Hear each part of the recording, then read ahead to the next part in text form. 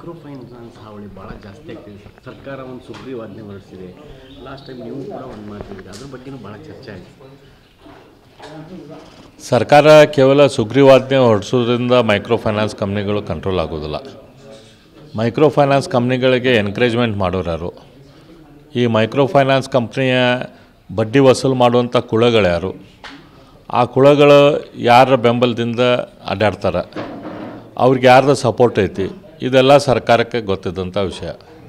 ಈ ಕುಳಗಳು ಯಾರು? Micro finance company ಪರವಾಗಿ ಬಡ್ಡಿ ವಸೂಲು ಮಾಡೋರು ಯಾರು? ಅವರೆಲ್ಲ ಲೋಕಲ್ ಗುಂಡಾಗಳು. ಈ ಲೋಕಲ್ ಗುಂಡಾಗಳು ಯಾರು ಪೊಲೀಸರಿಗೆ ಗೊತ್ತಿಲ್ದಂಗೆ ಇರ್ತಾರೆ, ಅಥವಾ ಪೊಲೀಸರು ಸಪೋರ್ಟ್ ಇಲ್ದಂಗೆ ಅವ್ರು ಯಾರ್ದಾರ ಮನೆಗೆ ಹೋಗಿ ರೊಕ್ಕ ವಸೂಲು ಮಾಡ್ತಾರೆ.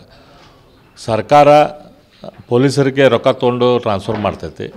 ಹಾಗಾಗಿ ಸರ್ಕಾರದಲ್ಲಿರುವಂಥ ಮಂತ್ರಿಗಳಿಗಾಗಲಿ ಶಾಸಕರಿಗಾಗಲಿ ಆ ಪೊಲೀಸರನ್ನ ಕಂಟ್ರೋಲ್ ಮಾಡುವಂಥ ಮಾನಸಿಕ ಸ್ಥಿತಿ ಅಥವಾ ಮಾರಾಲಿಟಿ ಉಳಿದಿಲ್ಲ. ಹಾಗಾಗಿ ಪೊಲೀಸರು ಅವ್ರ ಮಾತು ಕೇಳ್ತಾ ಇಲ್ಲ. ಪೊಲೀಸರು ಈ ರೀತಿಯ ಗುಂಡಾಗಳ ಜೊತೆ ಕೂಡಿ ಮೈಕ್ರೋ ಫೈನಾನ್ಸ್ ಕಂಪ್ನಿಗೆ ಏನು ಹರಾಸ್ಮೆಂಟ್ ಮಾಡ್ತಾಯಿದ್ದಾರೆ, ಲೋಕಲ್ ಗುಂಡಾಗಳು ಅವ್ರಿಗೆ ಸಪೋರ್ಟ್ ಮಾಡ್ತಾಯಿದ್ದಾರೆ. ಅಲ್ಲಿ ಮುಖ್ಯಮಂತ್ರಿಗಳು ವಿಧಾನಸೌಧದಲ್ಲಿ ಕೂತ್ಕೊಂಡು ಒಂದು ಸುಗ್ರೀವಾಜ್ಞೆನ ಮಾಡ್ತೇನಂತಂದ್ರೆ ಅದರಲ್ಲೇ ಏನೂ ಕೆಲಸ ಆಗೋದಿಲ್ಲ. ಈಗ ಎಷ್ಟು ದಿನವೂ ಮೈಕ್ರೋ ಫೈನಾನ್ಸ್ ಹಾವಳಿ ಇತ್ತು ಸರ್. ಈಗ ತೀರಾ ಈಗ ಒಂದು ವಾರದಾಗ ಇದನ್ನು ಜಾಸ್ತಿ ಇದಾಗ್ತಿದೆ ಸರ್. ಹಂಗಿಲ್ಲ, ಅದು ಎಲ್ಲಿ ತನಕ ಕುತ್ತಿಗೆಗೆ ಬಂದೈತಿ ಅದು ಹೊರಗೆ ಬರತೈತಿ.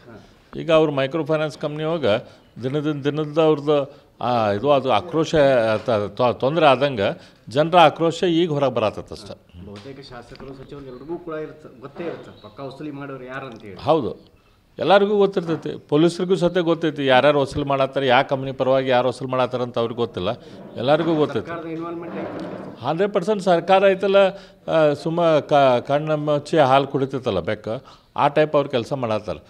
ನಾವು ಹೇಳ್ತೇವಪ್ಪ ಒಂದು ಸುಗ್ರೀವಾಜ್ಞೆ ಕೊಡ್ತೇವಂತೆ, ಆದರೆ ನಿಜವಾಗಿ ಅದನ್ನು ಕಂಟ್ರೋಲ್ ಮಾಡುವಂಥ ಕೆಲಸ ಸರ್ಕಾರ ಮಾಡ್ತಾಯಿಲ್ಲ. ಹೋಮ್ ಮಿನಿಸ್ಟ್ರು ಕೂಡ ಇದುವರೆಗೂ ಏನನ್ನೂ ಮಾತಾಡ್ತಿಲ್ಲ ಸರ್. ಇಷ್ಟು ಜನ ಸೂಸೈಡ್ ಮಾಡಿಕೊಂಡ್ರು, ಸೂಸೈಡ್ ಅಟೆಂಪ್ಟ್ ಆಯ್ತು ಸರ್, ಭಾಳ ಇಷ್ಟಾದರೂ ಕೂಡ ಆತ್ಮಹತ್ಯೆಗೂ ಪ್ರಯತ್ನ ಪಡ್ತಿದ್ದಾರೆ. ಇನ್ನು ಅದ್ರ ಬಗ್ಗೆ ಜವಾಬ್ದಾರಿನ ಇಲ್ಲ, ಬೇಜವಾಬ್ದಾರಿ ಅಂತ ಹೇಳಿಕೆಯನ್ನು ಕೊಡ್ತಿದ್ದಾರೆ ಸರ್ಕಾರದಲ್ಲಿರುವಂಥ ಮಂತ್ರಿಗಳು. ಸರಿ.